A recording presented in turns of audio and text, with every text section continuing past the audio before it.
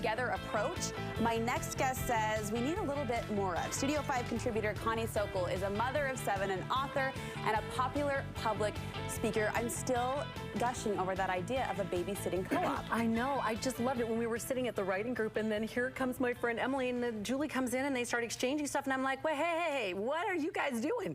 Because that is such an issue between moms, too, is exchanging money. And when she said, oh, it's babysitting bucks, I was like, what? Tell me, I'm in. So I think it's a great idea. That's a wonderful way to be able to connect with each other and what I call bartering services. And another way, you don't have to do something even as big as a babysitting co-op if that's something that's so overwhelming. You can just do something as simple as grab a group of friends in your neighborhood and do kind of a want offer, kind of a classifieds ad. So you can just do, okay, I want these time product services and I'm willing to offer blah, blah, blah, blah, blah. And you can make up just like a little one sheet of who wants what, who's willing to offer what, email it out and just say, hey, who's game, who's in? So you can keep it really simple. Because we all have skills or services that another woman finds so valuable. And I love that you bring up the word barter because it's kind of an old-fashioned throwback. That's how things used to be done. That's how it used to be done. And I think it's so great. I think it's so underused because women, we have so many abilities, and especially in this day and age, if you don't know how to do it, you can always Google how to do it. But if you want to share, like the other day, it was what, a month ago, I exchanged a couple of books to my friend who's a licensed masseuse in the neighborhood. And so I got a great massage. She got a couple of books. Hopefully she likes them. And we had a great time. It was great. I love that old system. Everybody is clear. And as long, that's the point. You are clear at the beginning what you want, what you're going to receive, and so that it's a good exchange. I would imagine in that exchange, to make it fair and equal and smooth, you do have to be pretty forthcoming about this is how much my services are worth, so that no one has those bitter feelings of resentment that one got more than the other. Yes, exactly. And that's so important. The clear, the outline, the parameters, the rules, whatever you want to call them, they are very clear. Keep them short, 3 to 5, but just make sure that everybody understands clearly what's happening and what they're expecting in the exchange, because that's usually the resentment. You say another way moms can be there for other moms, women can better support other women, is just simply to be there and respond when you have those feelings that someone else might need you. Yes, and that's so huge. I think as women, especially, we're not just busy, we're fragmented in the sense of we are tracking so many things, our husbands, kids, other things that are going on. We're tracking those all the time, that I think it can feel like another thing to do if we're trying to think of who do we need to help, who do we need to do, whatever. But if you make your to-do list really simple, just what is one person that would need me today? That's all. Just keep that in your thought, a prayer, throw it out there to the universe, whatever your persuasions are, but just that thought, is there one person that really needs me today? Now, as a mom, you're gonna help a ton of people. It's not that, you're not gonna be anxious all day, did I help the one person? But it's more like, I'm open. And so when you're open, then you will connect with that one person, or even you'll connect in a way that you didn't realize. Just this happened to me yesterday. I was with a group of friends. We were there for a completely different reason. And then at the very end, one thing led to another, and I ended up sharing something very personal, and I just was needing some help with it. And it was marvelous. Those women were wonderful, just what I needed. And I felt kind of selfish, like, oh, this is just what I needed. But the one gal put her arm around me and said, you know, on my way here, I said a little prayer that we would share today what needed to be shared. That is so beautiful.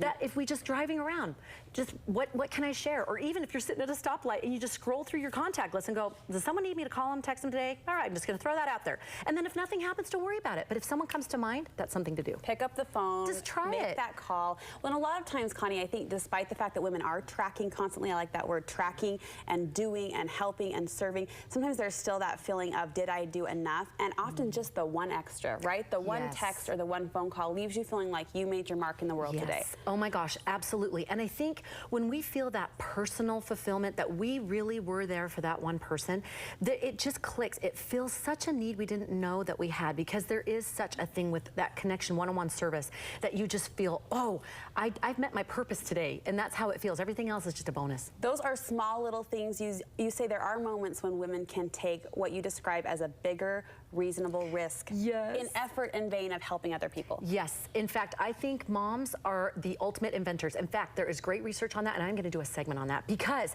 women come up with the best shortcuts, and that's what we need in motherhood. We're always looking for like shortcuts. Well, how did you do that? How did you do that?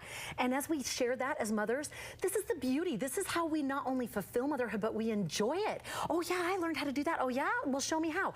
And so it can be anywhere from like sewing or paper mache or something on Pinterest, or it can be something that's a little bit bigger. And this is the thing. Sometimes when someone finds something really awesome, they go, maybe somebody else wouldn't like it. But but they take a risk.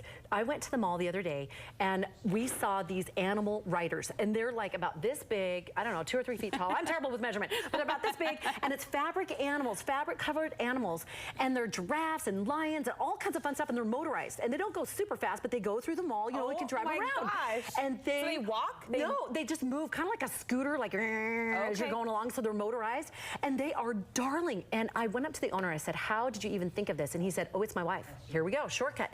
He said she hates shopping with the little ones because they just don't enjoy it at all. And so in Arizona, they had these, and she said it saved her because the kids, she'd say, okay, incentive, if you behave, then we can do a little bit of animal riders at the end. Awesome, done deal.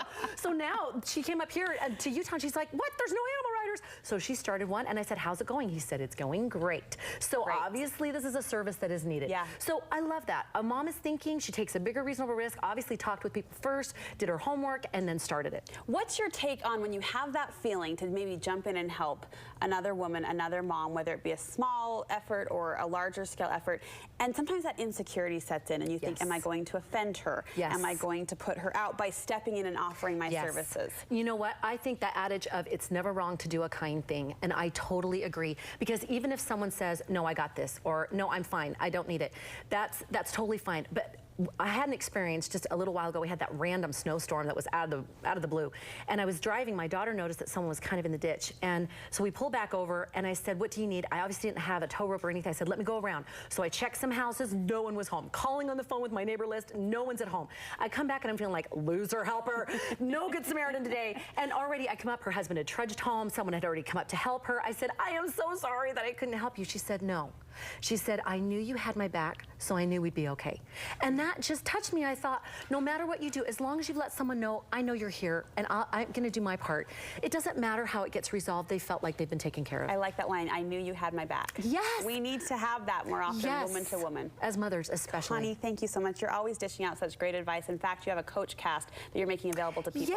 Yes, you get to choose. If you want to email me, you can have a free, if you do anything with this segment on social media, if you tweet, if you Facebook, anything, Instagram, then you get to have a free coach cast, either Get Organized or Joy in Womanhood. And Sweet Emily, my friend that's doing that babysitting co-op, she's doing a free downloadable. So if you go either to my Facebook page or on the website, you can get that free downloadable. So definitely check the Facebook page, because you can get it just like us, and then you get the free downloadable 50 fun things to do with your kids this summer. So fun. Fantastic. Continuing to provide great advice for us as always, Connie. Thank you.